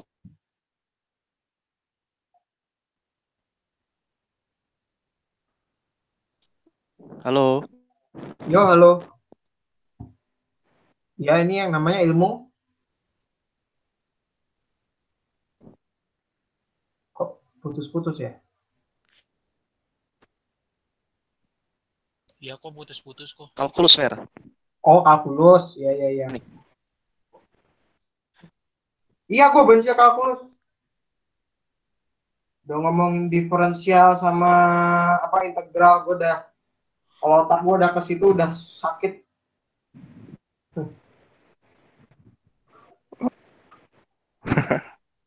Gue biar Ya intinya gini. Cuman memang penting. Jadi sebenarnya apa ya, konsep sederhana ini, itu bisa membuat sesuatu yang apa ya, advance gitu. Jadi konsep-konsep kayak gitu tuh sebenarnya yang mendasari adanya ilmu kalkulus. Bahasa kalkulus, bahasa Namanya komputer jadinya. Enggak, Bisa pertama bikin itu limit. di pabrik. Pertama itu limit. Kita pelajari limit itu untuk apa? Untuk menghitung sesuatu yang tidak terhingga. Oh. Jadi kalau dari limit jadi diferensial, turunan. Oh, dari sesuatu yang unlimited kita buat limit baru bisa kita hitung ya. Ya. Kemudian dari turunan bisa menghitung integral. Ya itulah salah limit. SMA kita. Kenapa membuat matematika begitu menyebalkan? Padahal kalau belajar dari konsepnya lebih paham sebetulnya. Apa ya, masalahnya definisi angka 1 dan 0 pun belum apa ya gitu deh.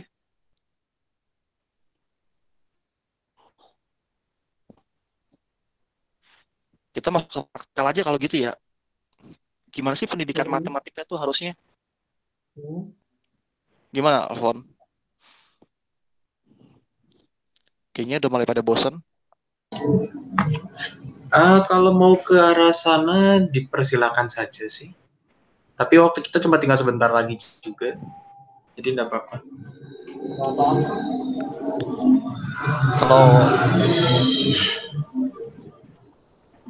Kalau nggak ada nggak pertanyaan dulu untuk ke matematikanya sendiri?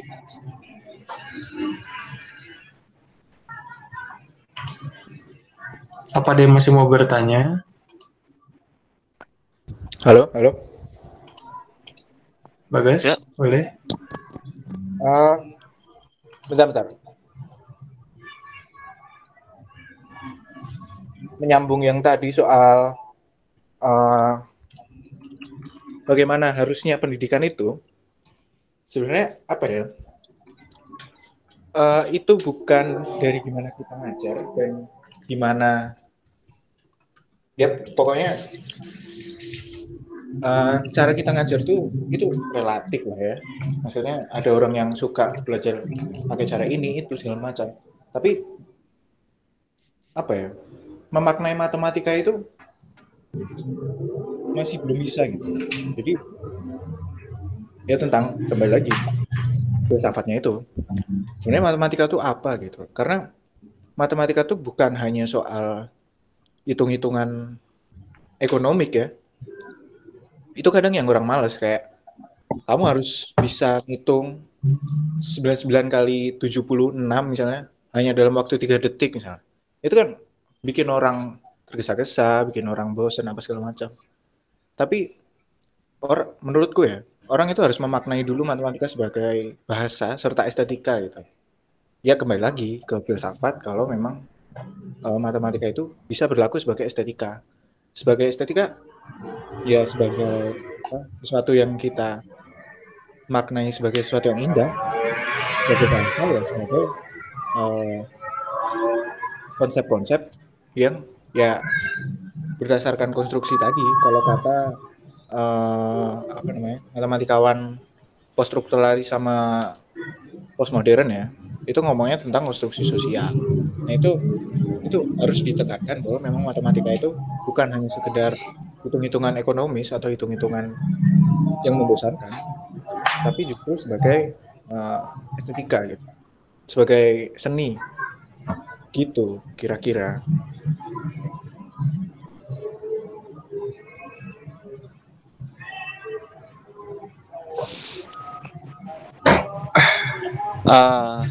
Oke. Sharing dikit ya. Sharing dikit. Kalau di perkuliahan, selalu berkuliah, yang namanya tes matematik itu, mungkin yang namanya multiplikator, komputer, ada 10% ya. Bahkan dari itu satu buku yang punya ratusan halaman si rumus doang. Dan untuk buka itu, kita harus tahu rumus. Jadi gini, ada satu ini, kita ngomong, nah di situ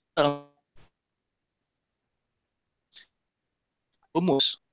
Nah, ya kita pertama kali mesti cari kita mau pakai rumus yang mana. Kita tuh anak hukum matematika. Satu biadab ini. Sebenarnya. Jadi matematika itu nggak sekedar menghitung, cuma sebenarnya efek samping.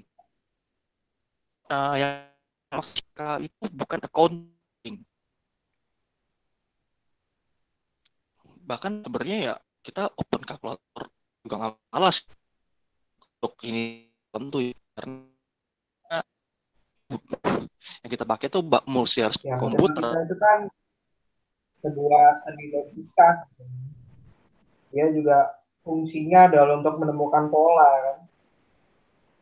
Intinya sih menemukan pola. Pada akhirnya matematika itu orang kebanyakan Coba kalau misalnya gue tanya balik nih kan, menurut lu simbol matematika yang paling penting itu apa?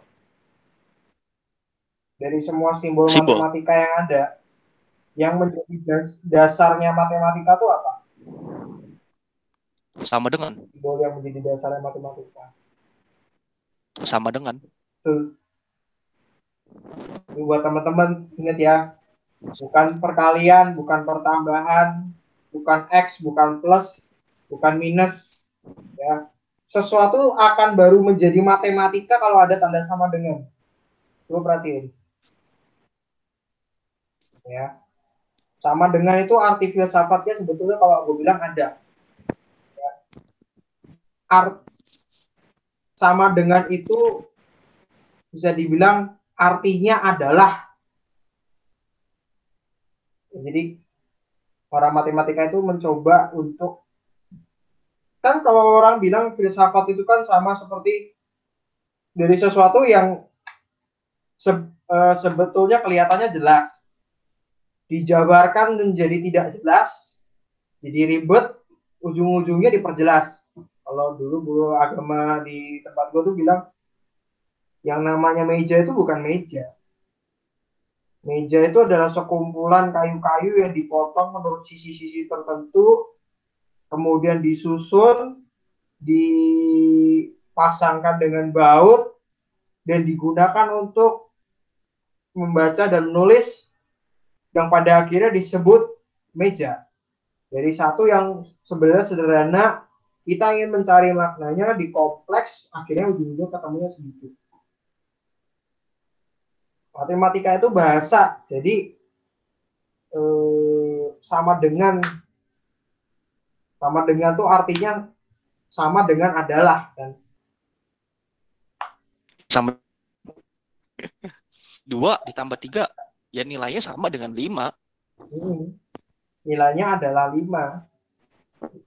Jadi kalau kita udah paham dengan ujian tanda kan sentral matematika, iya, kita mencari pola, mencari segala bentuk hitung-hitungan. Kalau nggak ada sama dengan, hancur tuh matematika. ada ekivalen kok. Ada ekivalen kok, Fer, masih ada. Ekivalen apa tuh? Ekivalen ya dengan garis 2. Iya, ekivalen.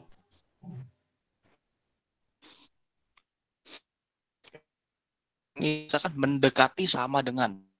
Oh. Senilai, ya apa ya? Udah pembulatan, harus pakainya tetap aja tanda sentral tetap dengan tidak artinya gitu. Cuman kan ekivalen itu artinya kan mendekati sama dengan kan. Ya. Jadi kalau misalnya 1 dibagi 3 ekivalen 0,33. Tapi kalau pakai sama dengan 0,333333333333 ya sampai bukumu habis masih terus.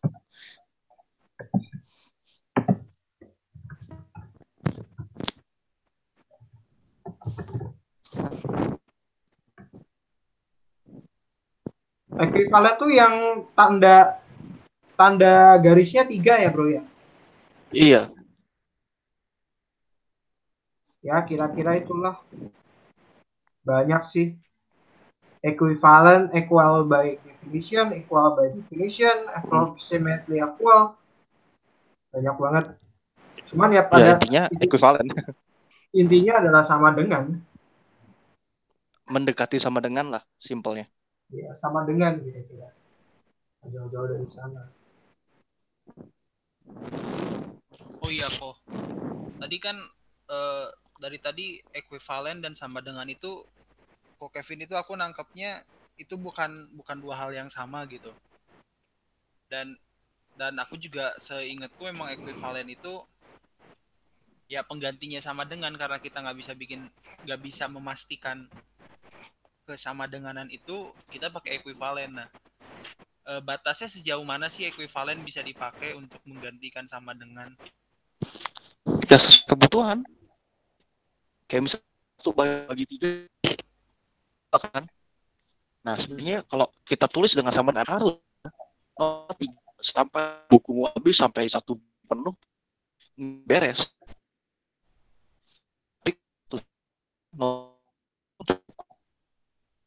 Kalau misalkan hasil hasil katakanlah hasilnya tadi tuh kita ekuivalenkan, terus hasilnya kita pakai di operasi matematika berikutnya. Nah, itu hasil berikutnya apakah pertanggungjawabannya seperti apa kira-kira? Kalau pakai ekuivalen dan kalau pakai sama dengan kan hasilnya pasti valid gitu, nggak akan bias. Sedangkan kalau ekuivalen itu, nah tingkat biasnya seperti apa dan bagaimana gitu? Tergantung kesepakatan. Balik lagi, matematika itu kesepakatan. Jadi sebenarnya iya kan jadi di awal misalnya kalau dibikin paper sudah kita menggunakan pembulatan sampai di belakang kesepakatan. Misalnya yang tadi tuh 1/3 hasilnya kan 0,33333. Anggaplah kita pakai ekuivalen 0,333. Terus ternyata 0,333 itu dikali 3 dan hasilnya kan jadi 0,999 bukan 1. Padahal kalau dari awal 1/3 kali 3 kan hasilnya 1. Nah, itu bias yang 0,0001 itu pertanggungjawabannya gimana gitu? Apakah kita bisa menganggap 0,9 itu sebagai 0,999 itu sebagai 1? Kalau bisa di saat seperti apa, nggak bisanya di saat seperti apa? Bisa, kesepakatannya dulu seperti apa kan? Udah sepakat dari 1/3 itu sama 0,333 sampai 3 angka di belakang koma. Ya, kita juga harus sepakat bahwa 3/3 ya maksudnya 1/3. Memang kesepakatannya seperti itu, harus terima bahwa 0,3 kali 3 itu jadinya 1. Kalau sampai ke situ biasanya akan kita pakai pecahannya sebenarnya ada desimal.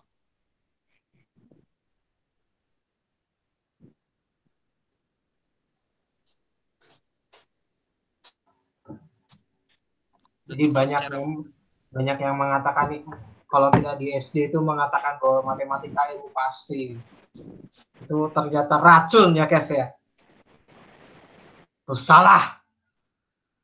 Berarti matematika itu di matematikanya sendiri dia itu benar-benar bergantung sama kesepakatan. Tapi ketika dia masuk ke ilmu lain, kesepakatan itu jadi runtuh gitu.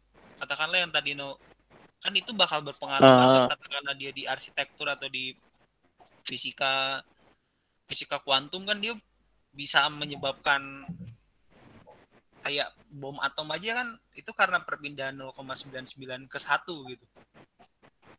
Ada perbedaan pergeseran segitu makanya bisa si kuantumnya bisa tercerai-berai kayak gitu kan.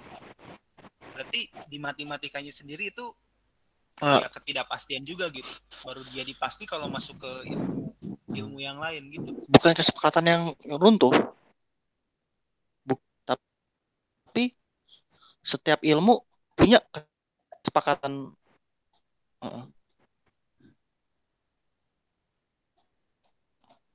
Halo? Ya. Halo kok. Jadi sebenarnya bukan kesepakatan yang runtuh, tapi memang setiap ilmu punya kesepakatannya masing-masing. Bahkan di dalam matematika kesepakatannya bisa berbeda-beda. Kayak misalnya nih, ada satu kasus di mana untuk 1/3 ini bagi 3 ini untuk 4 angka di belakang koma. Tapi di kasus yang lain menuntut untuk kita sepakat butuhnya 6 angka di belakang koma. Jadi ya itu sih. Kita bermain di kesepakatannya. Kesepakatannya dulu seperti apa, definisinya seperti apa. Jadi fokusnya bukan menghitung sebenarnya. Bagaimana kita bisa sepakat?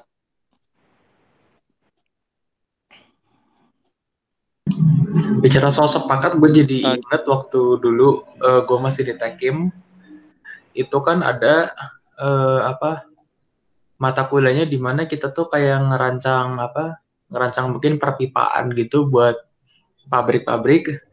Di situ kayak dibilangin kalau misalnya dapatnya yang komanya sampai panjang, langsung aja buletin ke yang selanjutnya. Misalnya kayak misalnya kita dapat panjang pipa untuk aliran larutan X misalnya, itu 13, taruhlah misalkan 2837 bla bla bla, panjang sampai mungkin bisa 10 angka belakang koma, terus langsung bilang 14-in aja langsung. Mungkin kayak gitu kali kesepakatan yang contohnya kali ya. Mungkin. Iya, kayak seperti pi. Kita kenalnya pi itu 314, bukan 14 ya. Di belakang koma nggak boleh ngomong belasan, puluhan ya. 22/7. 3,14 kalau pi. 22/7 pun sebenarnya mendekati ya, bukan, makanya sama dengannya pun yang melengkung ya. pi 3,14 itu kan karena 2 di belakang koma. Coba kalau 4 angka di belakang koma, jadinya 3,1415. Diperpanjang lagi juga bisa, cuma aku nggak hafal. Mungkin bisa di Google aja itu ya. Karena pi itu nggak ada ujungnya. Jadi dan polanya pun nggak ada sebenarnya pi itu.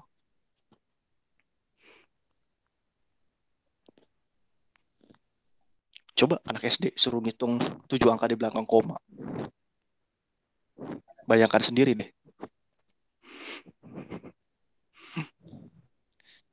Berarti selama ini matematika. Jadi gimana Mos ya? Matematika yang kita pelajari di sekolah itu bukan mengajarkan kita berhitung, tapi mengajarkan kita sepakat ya. Kamu harus. Iya. Makanya soal-soal. Sebenarnya kalau matematika di SD sampai SMP lah itu mengajarkan dasar kehidupan, dasar apa ya? Logika sebenarnya, logika berhitung, bukan ke matematika itu sendiri. Oke.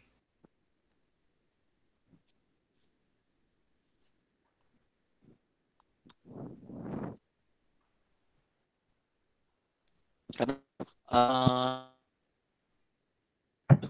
ketika kita disuruh Sabtu tambah 1 itu apa? Yang itu sebenarnya bukan sampai belum yang benar-benar matematika. Sebenarnya banyak yang gue sesalin kenapa orang-orang yang justru nilai matematikanya. Kalau novel mungkin gitu kali. Orang matematika yang nilainya tinggi-tinggi waktu di SMA itu, di sekolah SMA gue banyak jadinya itu jadi masuk ke akunting. Gue terus terang sedih ngeliatnya. Gue matematika tinggi masuk teologi.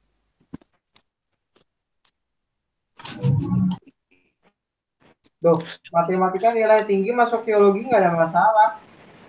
Yang jadi masalah tuh kenapa manusia pengen jadi kalkulator itu loh. Gue nggak paham.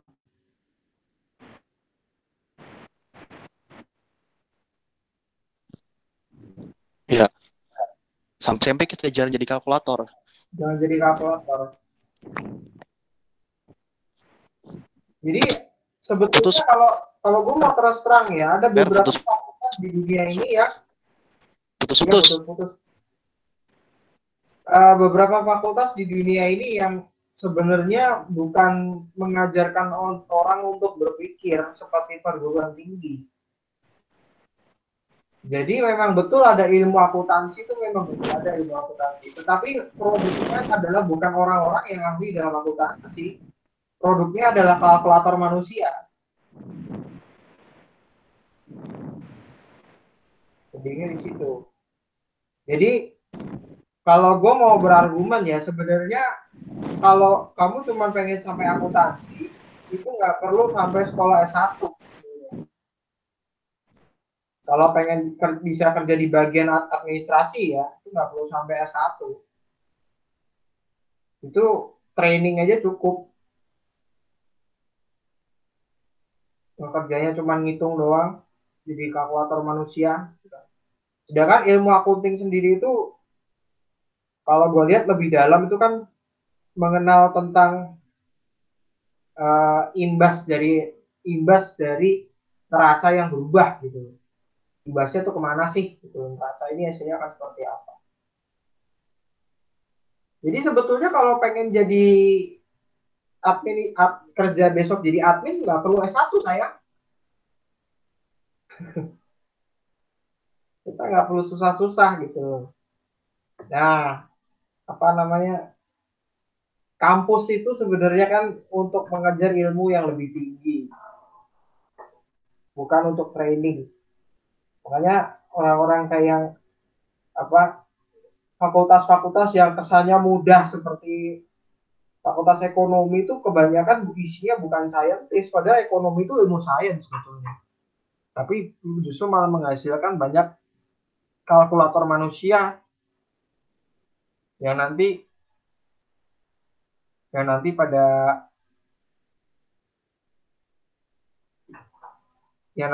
akhirnya apa namanya? Yang nanti pada akhirnya cuman kerjanya ya nggak lebih dari apa yang dia training gitu kan.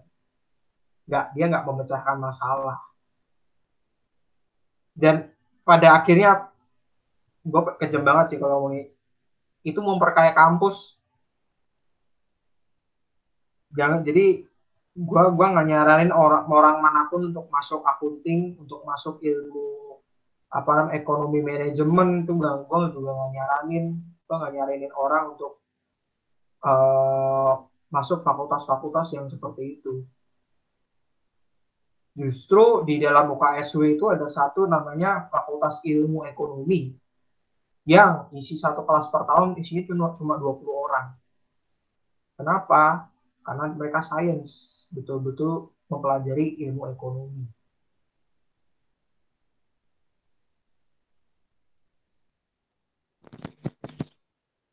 Kan di Indo kuliah itu buat cari kerjaan. Iya. Karena kerjaannya nuntut gelar. Iya.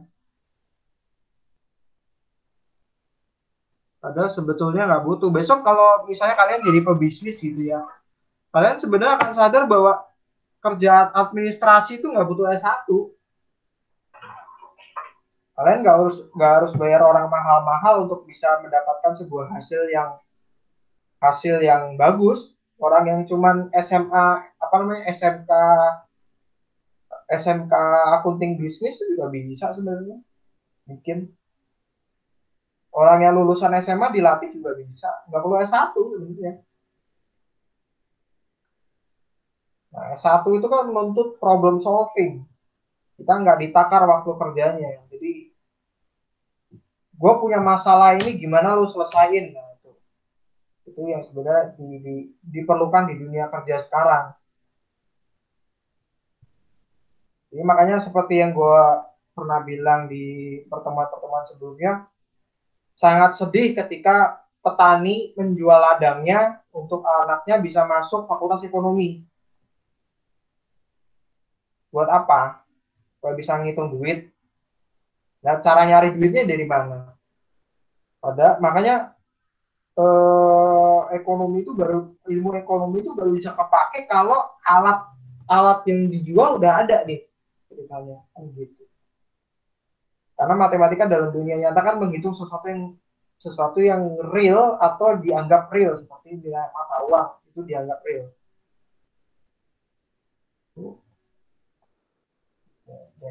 Jadi kalau kalian punya teman-teman, jangan ada orang mau masuk, gue bingung mau masuk apa, gue seneng ngitung sih, masuk fakultas ekonomi aja.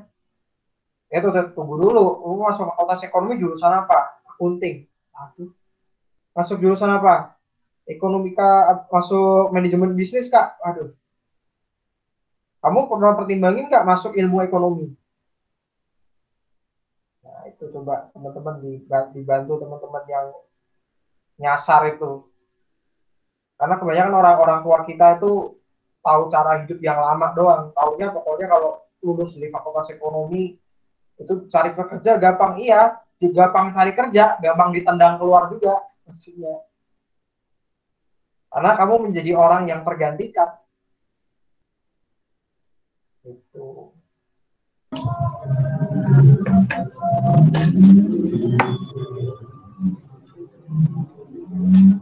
Oke, baik.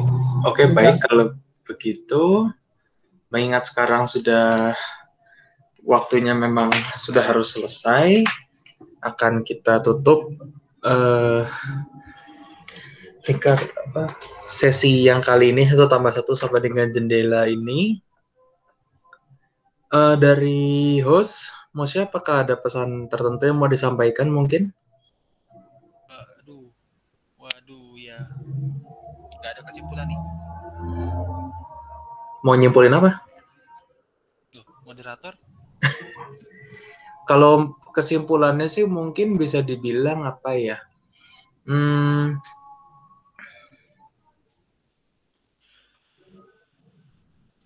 Mana bilangnya ya?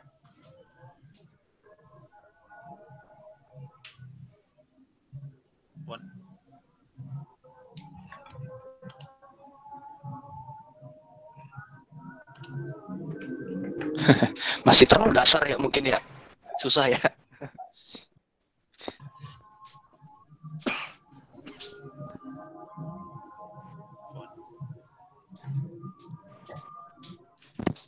Justru kalau Alfon menurut masih gue lo bertapa? bimbingan yang begini bagus kan.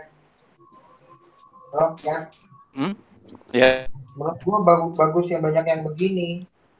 Karena sebetulnya matematika tuh isinya filsafat semua. Ya, teori lah. Bukan Belum teori. sejauh Kalau filsafat, misalnya tapi teori lah. dalam sebuah pembuatan pola gitu kan. Kita bisa menemukan maknanya gitu. Penghitungan pola ini sebetulnya tuh jadi elemen filsafat. Itu bagus. Mungkin besok berikutnya detailnya lu ngajarin tentang angka 0. Oh ya. 0 tidak terbatas itu lu mesti ajarin tuh. Karena itu elemen filsafatnya tinggi banget. Ketiadaan dan ketidakterbatasan itu kan filsafat tuh harus menjelasin ke kita asimptot itu seperti apa. Ya. Kenapa satu ini dibagi ini menjadi tidak terbatas. Oke, untuk perihal diskusi kali ini mungkin kesimpulannya akan menyusul dulu nanti ya. Sekarang mungkin untuk dari host boleh dipersilakan. Alfon pusing. Ya matematika dikasih ke gue, tolong lah. Waduh, oke. Ya, terima kasih teman-teman. Mas silakan. Sekali lagi sudah menatap ke jendela ini. Apa sih? Seperti biasa, kan sesuai yang aku ajak ke teman-teman juga kemungkinan minggu depan libur. Tapi entahlah teman-teman kira-kira enaknya gimana ya. Aku sih lebih prefer kita libur gitu, apalagi bulan Desember itu kan bener-bener bulan orang Natalan kan. Jadi mungkin akan sulit mencari waktu, apalagi hari ini juga banyak yang tidak datang.